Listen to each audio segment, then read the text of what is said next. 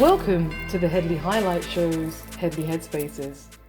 The Headspaces are a series of thoughts and musings I have during the course of the week, and I chew all over them and I share them with you. And this Headspace is called Chris Kaba's Killer, Police Officer Martin Blake, and the Standard Procedure of Misconduct hearing, framed as persecution for the media machine. Now, before I jump all over this headspace, I'd like to say thank you to all of my new subscribers who have subscribed to my YouTube channel, which is deniseheadley.com on YouTube. I now have 1,161 subscribers, and I'm aiming to have 1,170 or possibly 80 or maybe 1,200 ideally by the end of the week, and I'm hoping you'll be able to assist me with that. My goal is to reach 1,500, and then after that I want to reach 2,000. So please do like, share and comment on this unique and enjoyable and most edifying commentary, if I say so myself. In addition to that, you may wish to encourage me further by making a donation at my website, which is named as the same as my YouTube channel, deniseheadley.com. I am partial to 3 rings and chips and a Miranda, or you may wish to sponsor rice peas chicken, ackee saltfish, patty cake, and a bigger, because you know you need to wash these things down. You might want to sponsor that via a donation, or you may wish to give me a piece of Bitcoin, and I'd accept that also. I do accept fiat and also cryptocurrencies. So now that I've done that preamble, let me jump straight on to this headspace. And this headspace is called, once again, Chris Kaba's Killer, Police Officer Martin Blake, and the Standard Procedure of Gross Misconduct hearings, framed as persecution for the media machine. Now, if anybody looked at anything in relation to this case, which was trending, if that's even the right word, it was being spoken about quite a lot, in my opinion, but it was trending today on most of the media channels. Everywhere you turned, you were greeted with a particular type of headline. Every single framing framed the police officer's situation as center and the most important. The contention was that the police officer was being persecuted because the case of misconduct, gross misconduct, was a direct result of the murder charge that was brought against him in the case of Chris Kaba.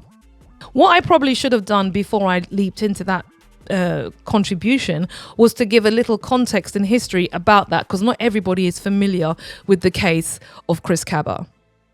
So in September 2022, 24-year-old Chris Kaba was shot by the Metropolitan Police firearms officer, Sergeant Martin Blake, and he was shot during a controversial traffic stop in Streatham.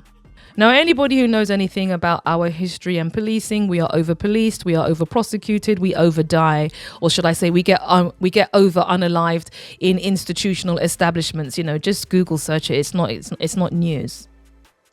Or should I say it's not new news. That gets featured anyway. Chris Kaba did have a criminal past, and he was involved in firearms issues prior to him being stopped. However, what was known by the police at the time, I think, was one of the issues in question, because he fatally lost his life on that day. And I don't think the rap sheet was at the end of the sniper rifle that took him out. A year later, in September 2023, Mr. Blake, the police officer, the killer of Mr. Kaba, let's not finesse it, he killed him, so he is the killer of Mr. Kaba. He was charged with murder. The trial commenced in October 2024 at the Old Bailey, and after 3 hours of deliberation, he was acquitted. This outcome is not unusual. You know, the accountability of officers, police officers, organizations, people representing those organizations, effectively killing black people, it just doesn't happen. There is relatively no accountability. Just give you a few names: Sherry Gross, Cynthia Jarrett, Mark Duggan, Blair Peach, all of them dying in police custody. No one was ever charged with no one was ever charged for murder for their deaths. So we're used to not having justice. That's the point of that. So now what's happened is, as a direct consequence of the criminal standard not being met, the IOPC, which is the Independent Office for Police Misconduct, or sorry, I should say that again, the Independent Office for Police Conduct, they said that they are going to do an investigation into gross misconduct because essentially there was excessive force used. And how that's being framed for the public consumption is that this is this officer being picked on.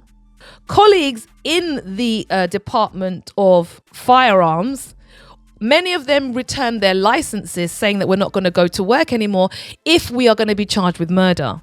I mean, as a direct consequence of working for the firearms office, you are killing people. That's the whole point of training you. That's the point of the exercise with the gun and the shooting and everything. So therefore, there has to be a very clear standard as to what constitutes being part of your day job, bye-bye, or going above and beyond what's necessary, bye-bye, and people get shot and killed. So this is the situation. This whole conversation was consistently being egged on by the usual suspects in the legacy media. You know, just check Talk TV, LBC, you know how it goes, people. And all of the other ones that masquerade as being, you know, slightly highbrow, but they still peddle the same objective, that he was killed necessarily, the police officer shouldn't face any murder charges, and the IOPC should not investigate. That's the general consensus, which is, you know, when you have such consensus across the board, you know it's not consensus, it's contrived. And this is the framing that I wanted to bring to the attention of those people who listen to my show. Because the idea that Martin Blake is actually being persecuted because of his actions is grossly untrue. The IOPC always, in most cases, pursue a case of gross misconduct, even if the criminal burden is not met. This is what's called custom and practice. It's not unusual. But you're not going to hear any of the commentators saying that. What they're going to do is give you an opportunity to have this rather racist framing where this is how it works for them. The black thug was killed and it was justified and we should face no sanction. And that's the nature of the conversation that you will have on every single platform, irrespective of where you go. And I wasn't going to have that happening on my channel. The important thing to remember about the question of gross misconduct is it always refers to a serious breach of standards of professional behaviour, such as excessive force or unlawful actions. It doesn't have the same criminal burden of proof in the same way as a criminal case, because it's assessed on the balance of probabilities, civil standards, not beyond reasonable doubt, which are criminal standards. However, that distinction and nuance I doubt was presented. What usually takes place is that the IOPC usually wait for the outcome of the case, and that's after which they will launch the disciplinary hearing. Irrespective of whether they're acquitted or not, it's something that takes place. And there's precedence for this. So for argument's sake, in the case of Mark Duggan, where officers were investigated after the fatal shooting, no charges were brought or ultimately pursued, but irrespective of that, there was a misconduct case. Even if the use of tasers or particular types of restraints are used, there will be a misconduct case. I'm sorry to labour the point, but it's very important because effectively what I saw today was, they were framing Martin Blake as the victim.